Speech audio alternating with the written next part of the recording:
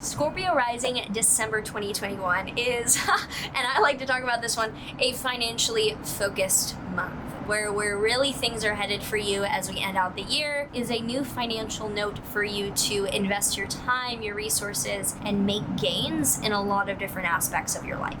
If you're excited to dive into the astrology and the tarot for your rising sign for this December, make sure that you like, subscribe, and hit that notification bell so you are always up to date with what the stars have in store for you. Before we get into it, quick mention of two things that I use on a daily basis in crypto that you might be interested in. First is Swan Bitcoin. It's where I dollar cost average every month and buy a small amount of Bitcoin repeatedly. And if you use my link down below, you will get $10 of free Bitcoin upon signing up. And the second thing that I want to mention is Cointelegraph Markets Pro, a resource to track news and what's up and coming in the market. So it will let you know whether Bitcoin or altcoins are projected to perform better in the weeks to come. It will also let you know what coins are trending in the news so you can front run them and get ahead of the trade. So I use both of them regularly if you want to check them out down below. Hi, if we have not met yet, I am Maren. I am a professional astrologer using Hellenistic techniques within whole sign houses and the tropical zodiac if you're new here and confused about what system I'm using.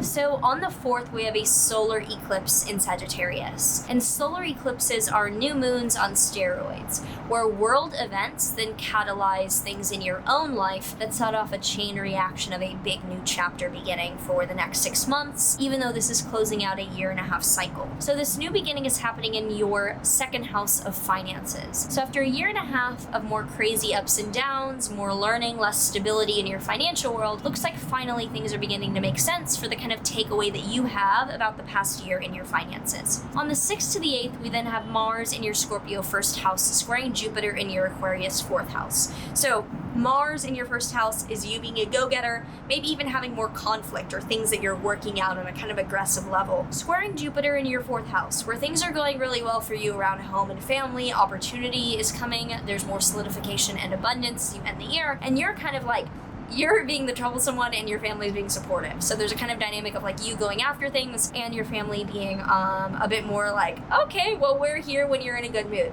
On the 9th onward, there will be a Venus-Pluto conjunction in your Capricorn third house. So Venus is value, Pluto is massive scale, and the third house is day-to-day information, like commuting, more elementary education, things that you're learning or sharing or doing on an information level on a daily basis. So there's going to be a big rethinking of that from now until March, when this is really, really relevant. On the 11th to the 12th, the Sun in your Sagittarius second house is lighting up finances for you. Squaring Neptune in your fifth house of children, creativity, and romance could be showing that a romantic partner, a situation with a child, or a creative project could be leading to a lack of financial clarity, and you want to make sure that you're getting all the details and having everything figured out in your financial journey around the middle of the month when this looks a bit muddy. On the 14th, Mars then enters your Sagittarius second house, which is more effort, conflict, or having to put energy towards your financial focus. On the 16th onward, Saturn in your fourth house of home and family will be squaring Uranus in your seventh house of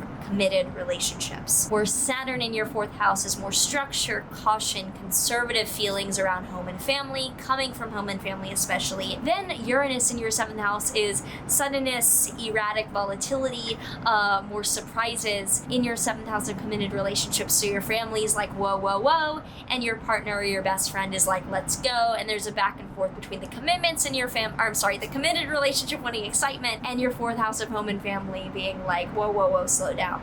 On the 19th, there is a full moon in your Gemini 8th house, an ending, a culmination, a completion in your 8th house of investments or finances that is more of a complicated financial journey ending, so just paying off debt or taking out debt, something more complicated is ending. On the 20th, Venus then stations retrograde in your Capricorn third house, and rethinking a reanalysis of your third house of day-to-day information, commuting, content, learning, like on a daily basis how you're spending your mental energy is getting a huge overhaul for the next 2 months. On the 22nd, that is then exacerbated as the Sun enters Capricorn and Capricorn season begins. And on the 28th, Jupiter enters your Pisces fifth house. So Jupiter was in Pisces briefly this past summer. Planet of growth, expansion, opportunity was in your fifth house of children, creativity, and romance over the summer. So for the first half of 2022, when it's there again, think about what growth or opportunity you got a preview of over the summer, because that will be more promising for 2022.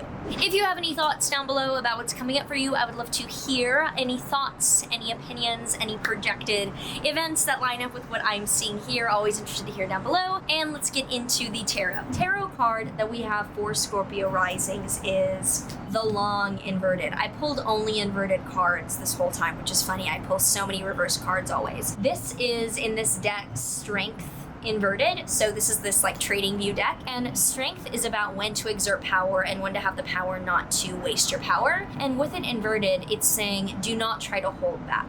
Do not try to time when you want to stand out or do things. Go the fuck after what you want and all bets are off. It's time to just go forward and not try to restrain yourself or hold back. If you did enjoy this, as always, make sure that you like, subscribe. It does help out in the algorithm. And as the last video for your rising sign for 2021, if you want to mention anything about what you've experienced or like things that transit-wise came up for you along the year that maybe I didn't touch on or I did and you want to emphasize, let me know in the comments. I always get interested to read. I see everything. So for now, I will see you in 2022. Take care. That will be the next one.